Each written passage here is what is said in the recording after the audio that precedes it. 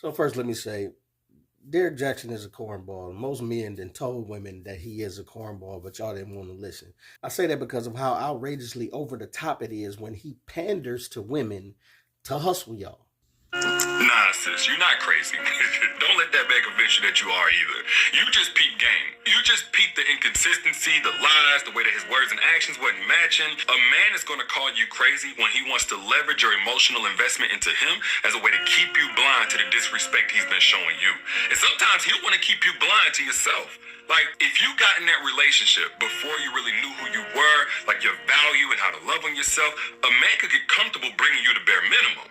And then if you realize who you are during the relationship and you start loving yourself, so you require him to love you accordingly, that's the equivalent to you shaking the table that he got so comfortable bringing nothing to.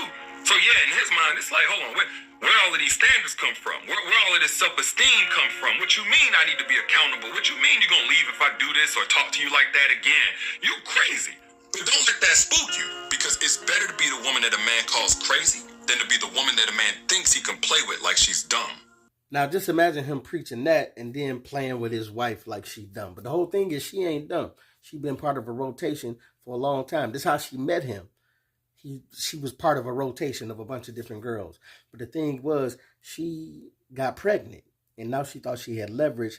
And she thought she was going to change the man that he was. Never mind the hustle. A lot of men lie and this, that, and the other, get what they want. A lot of women do too. I mean, the lying is still corny, and we're going to get into that later though. But she thought she was going to change the nature of him to make him turn into something that he wasn't.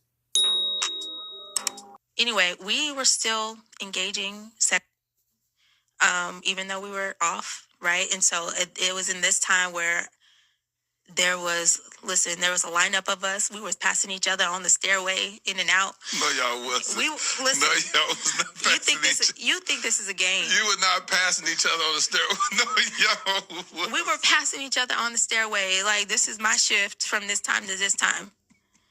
So, I was a willing participant in that. And this is, like, I can laugh about it now, but it's really sad, to, like, what space you have to be in to accept that.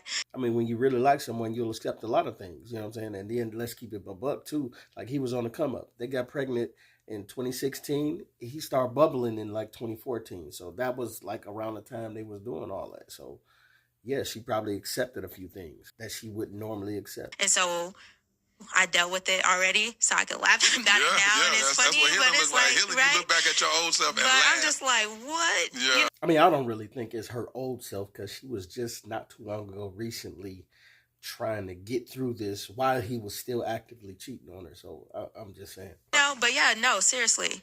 It was, I'm coming over at this time. I know such and such is going to be rolling through about, an hour and a half later. Yeah. And sometimes we went a little bit longer, so literally passing each other on the stairs, like out the door. All right, have fun, your shift, And listen, I ain't judging, but I'm just saying it's funny to me to watch so many women in real life do what she's doing. But then if you be like, what if a man came to you and was like, I want multiple women and I want a couple of y'all? They'd be like, what? What you mean? Ain't no way. But in real life, this is what they're doing. And literally, and so there was a lot of people involved at that time. We weren't in a relationship, so all the people that like committed relationships. So I was just on the rotation at the time, and I ended up getting pregnant with our first child.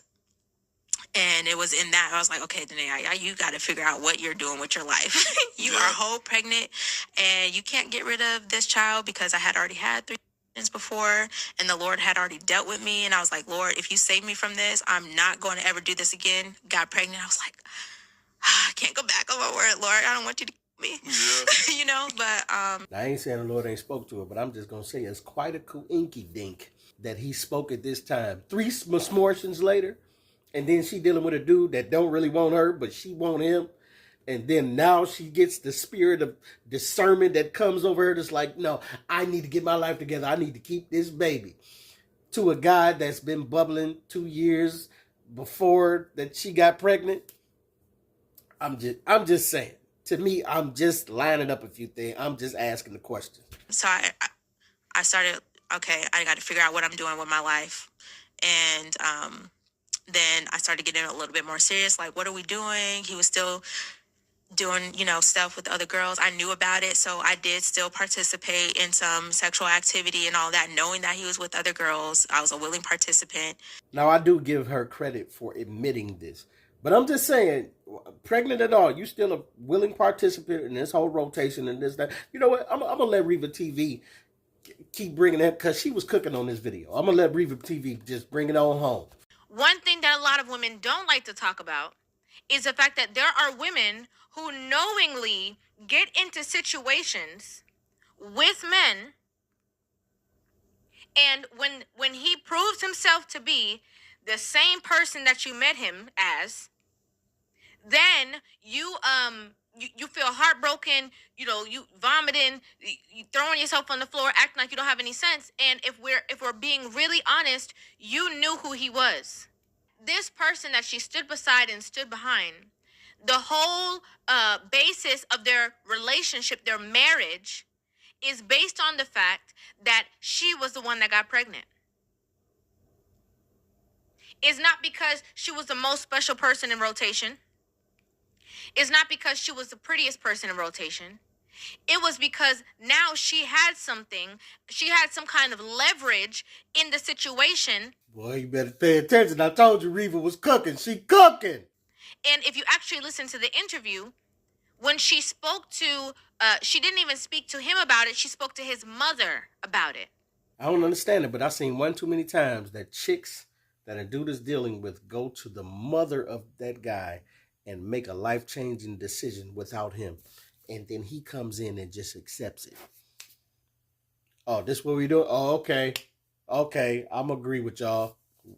And his mother, thinking that she's doing the right thing, after she hears about a child, oh, well, you're not going to be out here just having babies. You better marry this girl. You better do the right thing. You better do right by her.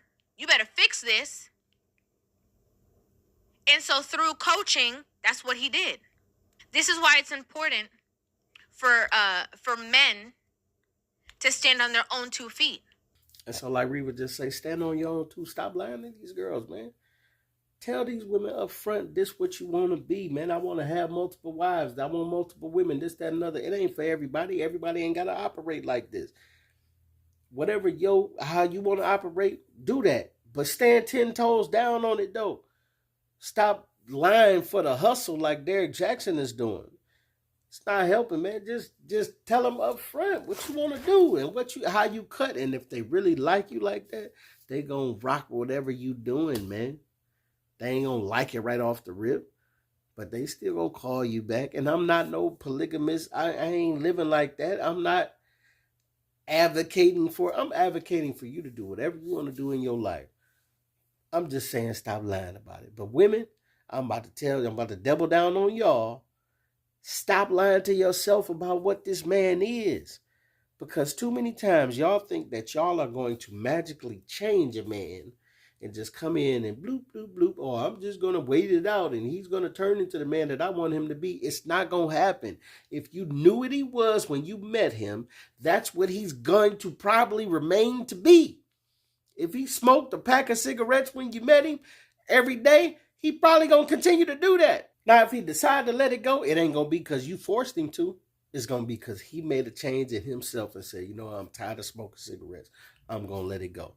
But if you think a nagging wife is going to be on his neck to make him stop smoking, every time he get a minute, he going to be around the corner smoking one when you ain't around. So you can't make him do it. You can't make no man conform to what you want him to be. If he ain't a family man, if he quagmire out here slanging and dangling, that's what he is. That's what he gonna be. That's what he was when you met him. You know him to be that and to continue to be that. Stop trying to change him. I'm not saying you shouldn't want him to be better, but you can't actively come into a man's life that operates like that and then make him be what you want him to be. It's not reality. And this is what Danaia Jaxn has realized here. This is your boy P. Camp. Tell me what you think, what you don't think. Get at your boy.